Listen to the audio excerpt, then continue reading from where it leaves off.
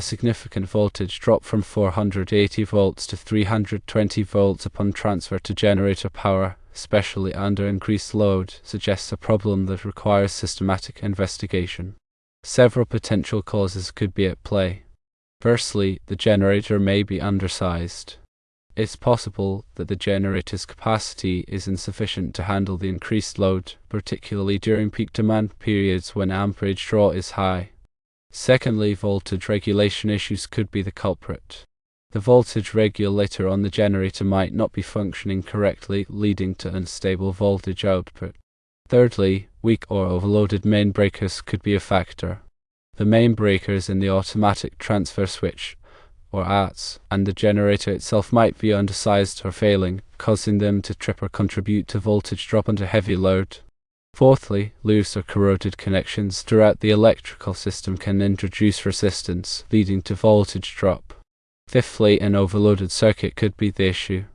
A single circuit drawing excessive current can cause a localized voltage drop that affects overall system performance. To effectively diagnose and resolve the voltage drop issue, a structured troubleshooting approach is essential. 1. Confirm the generator's capacity. Check the generator's nameplate to verify its rated kilowatt or kilovolt ampere output and compare it to the actual load demand. 2. Inspect the voltage regulation system. Examine the voltage regulator and its wiring for any signs of damage or malfunction. Use a multimeter to measure the regulator's output voltage and compare it to the specified values. 3. Test the main breakers. Use an ammeter to measure the current flowing through both the ATS and generator main breakers under load. Verify that the breakers are properly sized according to the electrical code and that they are not tripping prematurely. 4. Inspect connections. Carefully check for any loose, corroded, or damaged connections in the wiring, equipment, and distribution panel. Tighten any loose connections and clean any corroded surfaces. 5. Perform a load analysis. Conduct a comprehensive load analysis to identify any circuits that may be overloaded or drawing excessive current. Use a clamp meter to measure the current on each circuit and compare it to the circuit breaker's rating. 6. Adjust voltage settings. If possible, adjust the voltage settings on the generator or ATS to slightly increase the voltage output. However, exercise caution to avoid overvoltage conditions that could damage equipment. 7. Consider load shedding. Implement a load shedding strategy to reduce the load on the generator during peak demand periods. This involves selectively disconnecting non-essential loads to prevent overloading the generator. 8. Consult an electrician. If the above steps do not resolve the issue, seek professional assistance from a qualified electrician who can further diagnose and fix the problem. There are several additional tips to consider. Avoid starting large motors or equipment simultaneously to minimize voltage drop. Staggering the startup of large loads can prevent a sudden surge in current demand. Upgrade the generator or ATS if it is unable to handle the increased load.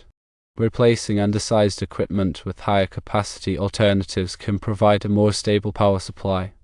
Implement a regular maintenance program to prevent voltage regulation issues and electrical failures.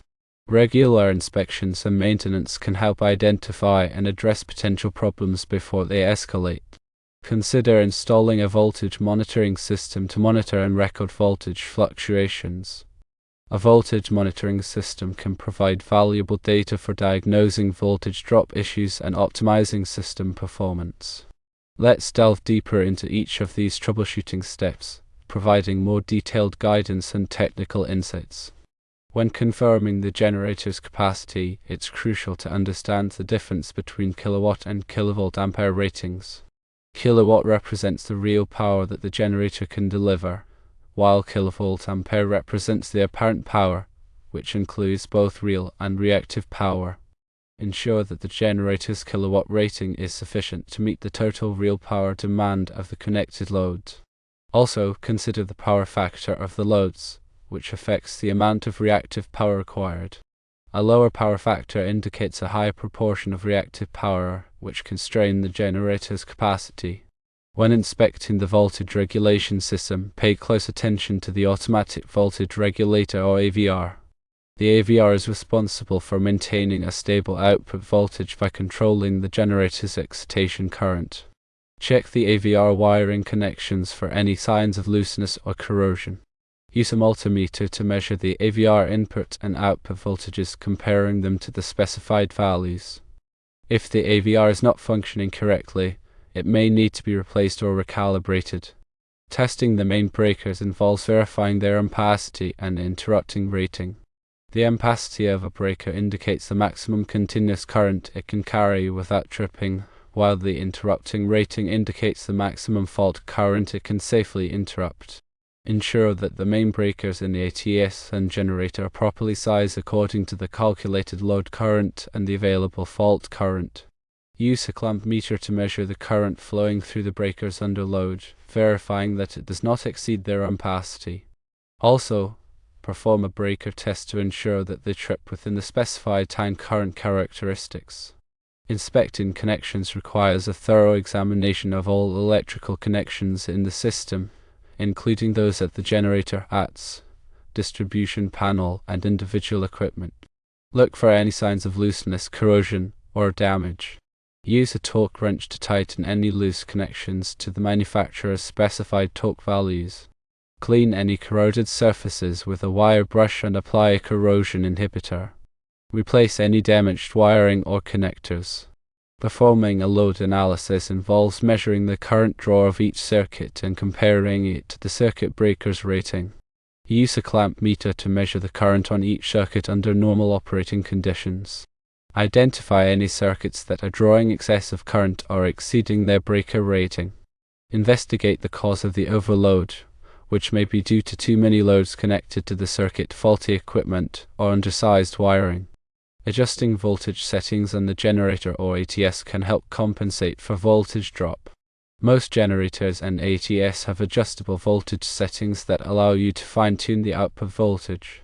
However, exercise caution when adjusting these settings, as increasing the voltage too much can damage equipment. Use a voltmeter to monitor the output voltage while making adjustments, and ensure that it remains within the acceptable range specified by the equipment manufacturers. Implementing a load shedding strategy can help reduce the load and the generator during peak demand periods. Load shedding involves selectively disconnecting non-essential loads to prevent overloading the generator. This can be done manually or automatically using a load shedding system. Prioritize the loads that are essential for critical operations and shed those that are less important. When selecting loads to shed, consider their impact on overall system performance and the duration of the peak demand period. Consulting an electrician is recommended if the above steps do not resolve the voltage drop issue. A qualified electrician has the expertise and equipment to diagnose and repair complex electrical problems. They can perform advanced testing, such as insulation resistance testing and harmonic analysis, to identify underlying issues that may be contributing to the voltage drop. They can also recommend appropriate solutions, such as upgrading the generator, replacing undersized wiring, or installing a power conditioning system. In addition to these troubleshooting steps, there are several other factors to consider. The length and size of the wiring can affect voltage drop. Longer wiring runs and smaller wire sizes result in higher voltage drop.